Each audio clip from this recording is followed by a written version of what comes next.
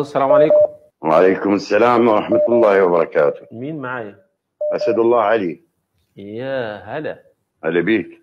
اتفضل، عايزين آية قطعية تريد الدلالة في القرآن الكريم. الإمامة من القرآن؟ آية قطعية في إمامة علي بن أبي طالب من القرآن، اتفضل. نعم. الله سبحانه وتعالى يقول إن أولى الناس بإبراهيم للذين اتبعوه وهذا النبي والذين آمنوا. علي بن أبي طالب رسول الله، وعلي بن أبي طالب لم يعبدوا صنم. أولى الناس بإبراهيم.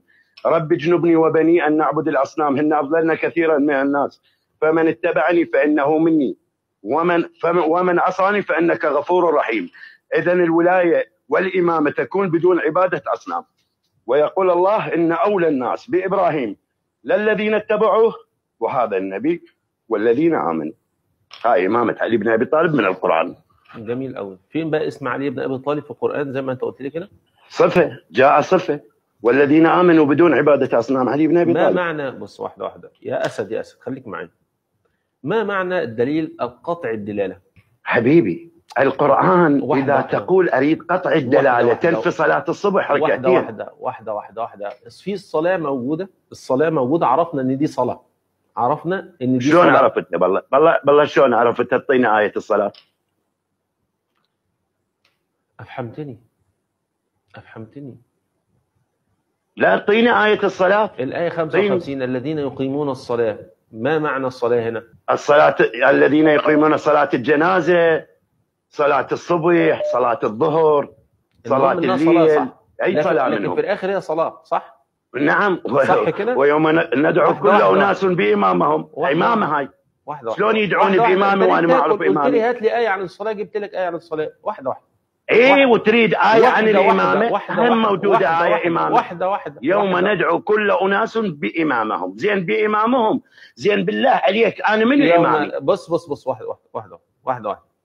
هتسمع ولا هروح جاي متكة وقافل وسمع الناس اللي أنت قلته؟ هتسمع. شلون حبيبي؟ هتسمع حبيبي. عندي بعد آيات كثيرة. أنت طلبتني بآية عن الصلاة، ذكرت لك آية عن الصلاة، تفاصيل بقى الصلاة. وأنا ذكرت لك آية عن الإمام. لا ما ينفع. اقول لك ليه ما ينفع. الايه اللي انت جبتها اصلا في امامه علي بن ابي طالب. لو سالتك سؤال واحد بس وقلت لك هل يستدل بامامه الادنى على امامه الاعلى؟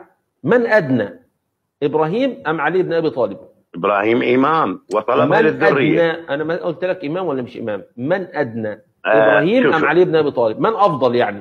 كمل كلامك وانطيني لا المايك. مش مكمل، عايز السؤال دوت. من ادنى، علي بن ابي طالب ام علي؟ الإمامة الإبراهيمية إذا مات إبراهيم انتقلت الإمامة لغيره. أنا بسألك سؤال بسيط جدا. من أدنى؟ نعم. من أدنى أو من أفضل، علي بن أبي طالب يعني أم إبراهيم؟ يعني تريد أن تقول بأنه لو بعث إبراهيم وموجود علي بن أبي طالب إبراهيم يتبع علي؟ لا مش عايز اللي أنت بتقوله ده كله. أنا بسألك سؤال، من أفضل، علي بن أبي طالب أم إبراهيم؟ 100% الدين الأخير هو أفضل الأديان. أنا ما كلمتك عن الدين.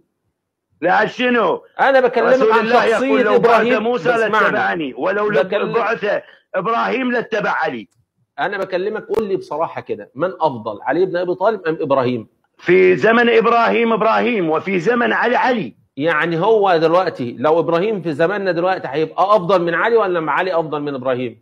لا، علي أفضل من إبراهيم، ويجب على إبراهيم أن يصلي خلفه. بلاش لف ودوران. فكيف يستدل بإمامة الأدنى اللي هو إبراهيم على إمامة الأعلى اللي هو علي بن أبي طالب؟ طبعا. أنا أقول لك كما أن محمد صلى الله عليه وآله قال له الله سبحانه وتعالى لتتبعن ملة إبراهيم. ما هي ملة إبراهيم؟ تفضل قدام المشاهدين. ملة إبراهيم اللي هي التوحيد. أحسنت. وبعد التوحيد يعني علي بن ابي طالب اصلا مامور بمله ابراهيم. كلنا مامورين بمله ابراهيم اللي هي التوحيد. هي مال دي ومال دي، الامامه والحج. يعني هو سيد بص سيدنا محمد صلى الله عليه وسلم ممكن يقول عشان ابراهيم امام فانا امام؟ حبيبي لتتبعن مله ابراهيم. مله ابراهيم امامه وحج. مله ابراهيم التوحيد. يالا انت راجل كبير وعيل والله في الاخر، ولا عندكم فهم، مش عارفين ملة إبراهيم إيه؟